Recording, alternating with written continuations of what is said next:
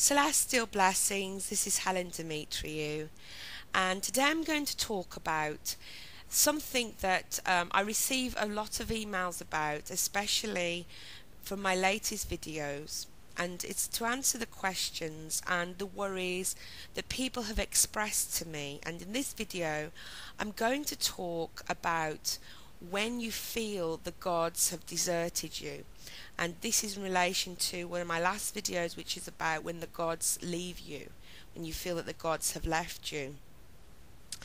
Now, I understand that there are times where we feel that the goddess has deserted us, and this causes great pain in our soul and in our hearts. And this is a time when we feel afraid, very afraid, and we feel lost, we feel confused, we don't know where to turn, we don't know what to do, we feel that we're not loved anymore and that they don't want us anymore, basically. And we feel that when we need them the most, that is the time when we feel that the goddess has abandoned us. And believe me, it is very frightening, because if you're a person that can feel the presence of the goddess or the god, then you feel the departure. Now the thing is, they haven't departed, they haven't just left us alone, as in they're never coming back, or they don't love us, or they don't want us. Basically, this is how I see it.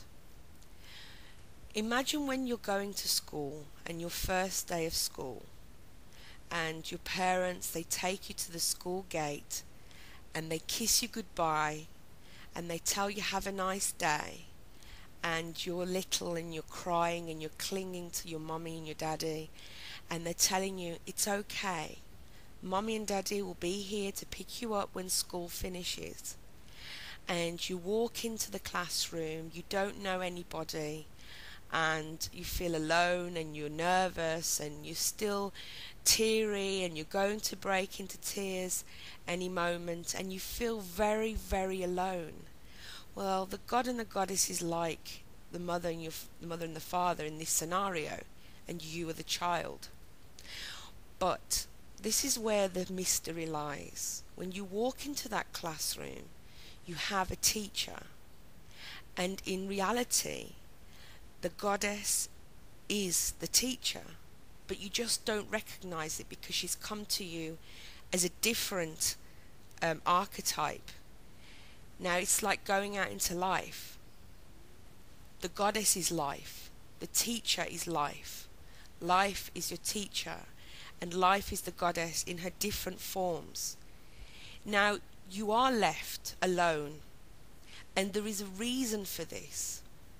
I know that I've talked about it, but this is just to reassure people, the ones that feel this abandonment and this alonement, and it makes them feel very depressed and upset. Some of them, it doesn't make them feel depressed, some of them they just feel it and they feel desperate. But you need to know that in order for you to learn, you have to walk a path alone sometimes. It's not that they're not there, they are there, but they're not going to help you to learn these lessons. The greatest thing that they can do to show you their love is to let you go alone sometimes. They hear you, they are near you, but you have to go alone. You have to recognize your own power, and you're not going to do that if mommy and daddy is next to you 24 hours a day. Just think of it again, the scenario of when you first started school. Your parents understand that you cannot learn everything with them. That is not because they can't teach you everything. And I'm not hitting on people that homeschool their children. I'm giving you a scenario here so you understand. Your parents cannot teach you everything because sometimes you need to be out of the familiar environment to be able to pay attention, focus and learn. And it is only at those times when you move out of your comfort zone do you rely on yourself, because you have to rely on yourself. If you were dropped in the middle of a desert, okay, and you had to survive, there's nobody around to help you. All there is yourself, your wits, your intuition.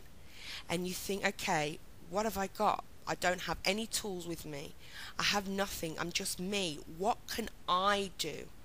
I'm the only person that I can count on to get me out of this. And then you start working with yourself and your higher self, and you find strengths that you never knew that you had before. Because there will be situations in your life when you will have nobody. And in order to learn these parts of yourself, you have to be on your own. They love you, and they will come back when you have learned that lesson that you have needed to learn. It's not that they've abandoned you. Even though even I, that am giving this lesson, say to the gods, why have you abandoned me? But deep down inside of me, I know that it is because I am divine, and I have to let me learn who I truly am. Because if they're always there, I'm never going to understand what I can do as a spiritual being incarnated into matter on earth. And it is only then can I really understand how I can help myself, how I can help others, and how I can be of service to humanity and the earth. Because if it's just me, then I have to look darn good inside of myself to see what tools have I got, what have I come with, what can I do, what good things can I do. This doesn't mean that you should not do rituals, or that you should stay away from your altar, or that you shouldn't pray to the goddess or the god and the goddess. Just be thankful that they've given you this opportunity, that they trust you enough, that they believe you're enlightened enough to go this path, to do this alone. And they're going to be there at the home time. When the class finishes, they're going to be there to pick you up and take you home. And this will happen many times in your life.